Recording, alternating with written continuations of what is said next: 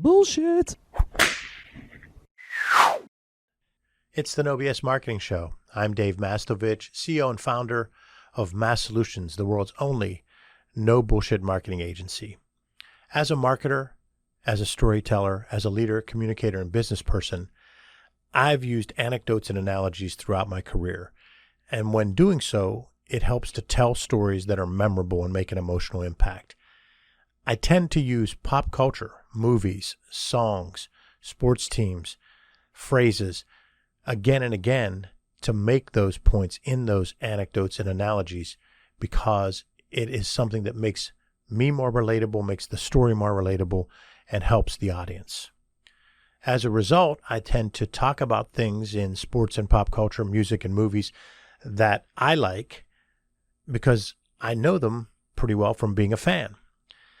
One area that I talk a lot about on the show is basketball, because basketball to me is a microcosm of life, as many sports are, and I think basketball applies to leadership and communication and storytelling quite a bit. The book, The Soul of Basketball by Thompson, is an interesting book that isn't just about basketball.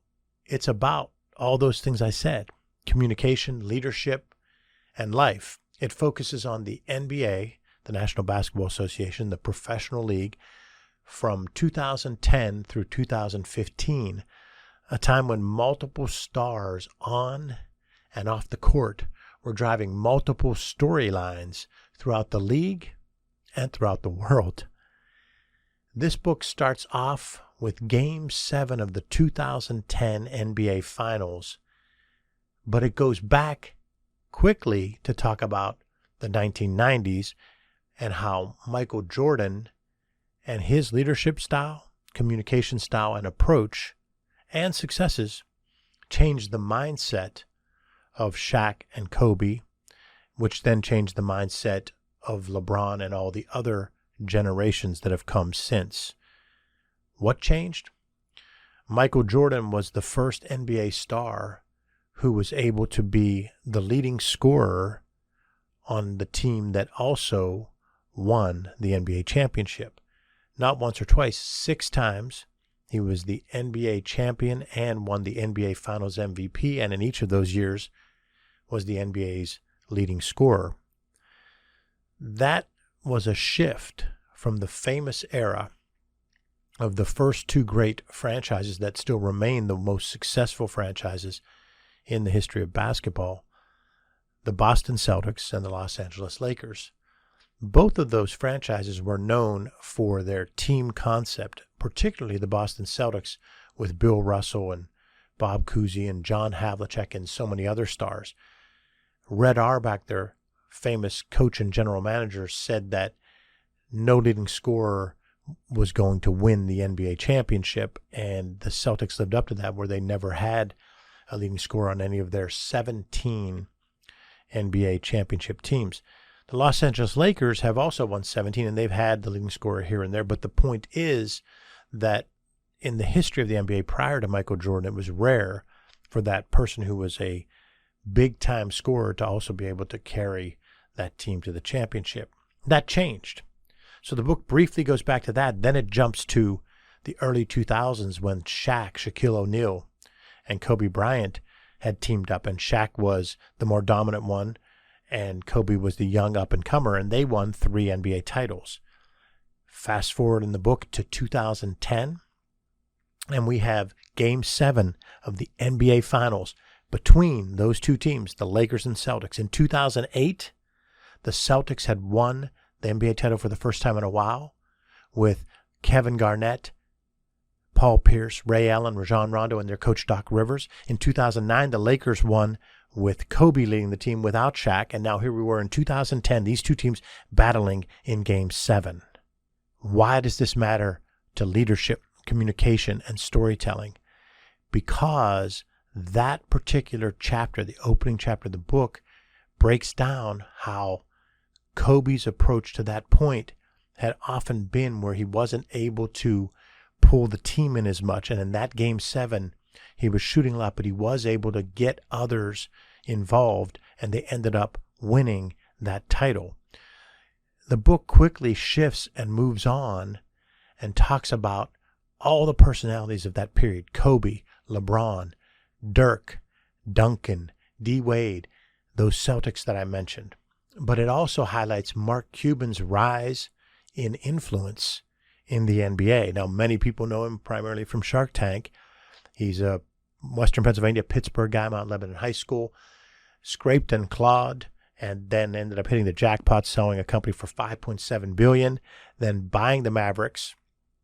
And it goes down and breaks down how he changed what owners were like, because he was more involved. He was more informal. He would sit in the stands.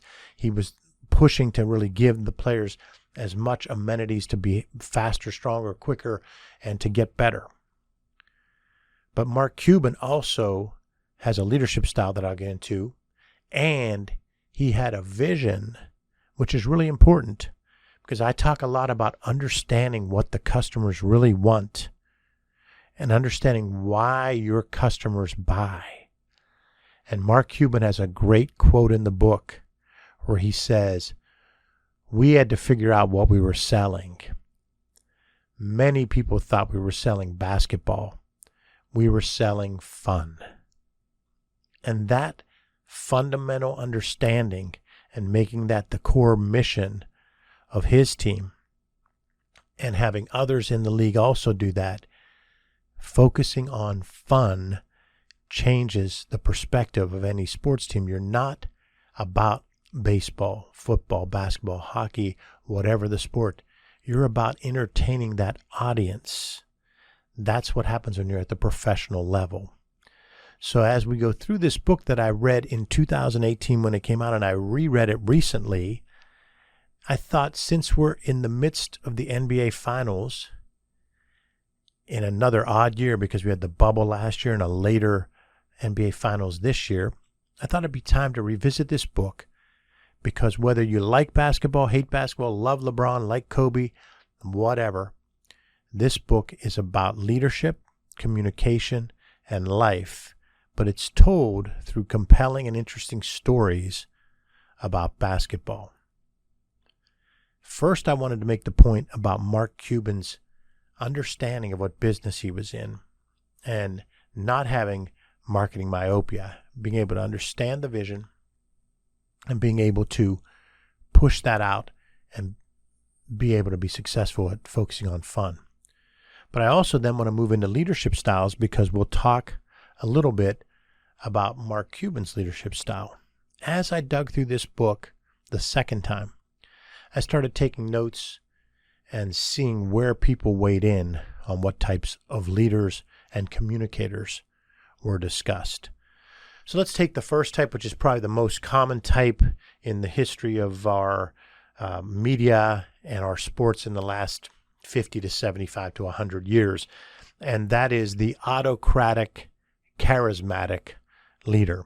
The autocratic, charismatic leader has traditionally been an alpha male. They're vocal. They lead by doing and driving. They push people hard. I would say they also have a distinction. I believe that the really successful ones, hate losing more than they love winning. The book touches on two primary alpha males that fall in the autocratic, charismatic leader, and then some on the periphery. Michael Jordan falls into that autocratic, charismatic leader who I believe hates losing more than he loves winning. And Kobe Bryant emulated Michael Jordan quite a bit and had the same wiring, the same hardwiring. It's more about Kobe in this book. Michael's mentioned in that first chapter. Kobe's mentioned throughout the entire book.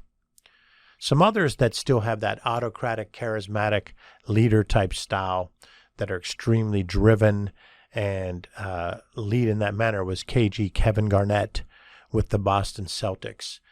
He pushed that way as well, as did a role player on that team, Rajon Rondo, who didn't have the clout to do that, but he still had a similar autocratic, charismatic leadership style, alpha male, hates losing probably more than they love winning. I'm not saying they don't love winning. I'm just saying that if you had to choose, which one do you believe in? Do you hate losing more, or do you love winning more? And I would say those really super driven, autocratic, charismatic people like Michael, Kobe, and Kevin Garnett fit in that one.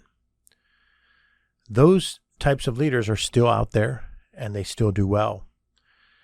And there are good and bad that come with every leadership style. And that's something that's really important, because we're in a society now that wants to judge and wants to put you in a box and then bash you if you're of a certain nature. And an autocratic, charismatic leader, an alpha male, has baggage just as an alpha female does, just as a non-alpha male does, and a non-alpha female does, and any other person on the earth of any nature and walk of life. We are all flawed. So an autocratic, charismatic leader can still succeed. But what comes with that is a tremendous drive, which can rub people the wrong way.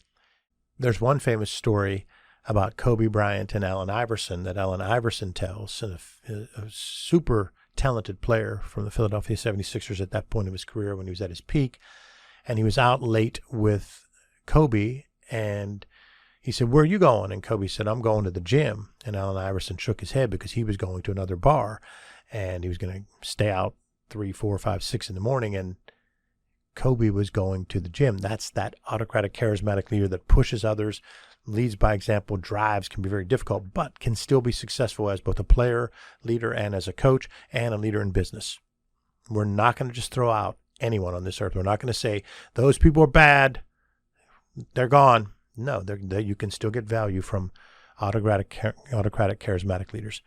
Type 2 is more of a relationship-driven leader. A relationship-driven leader who is focusing on building relationships with the people on their team, probably loves winning more than they hate losing.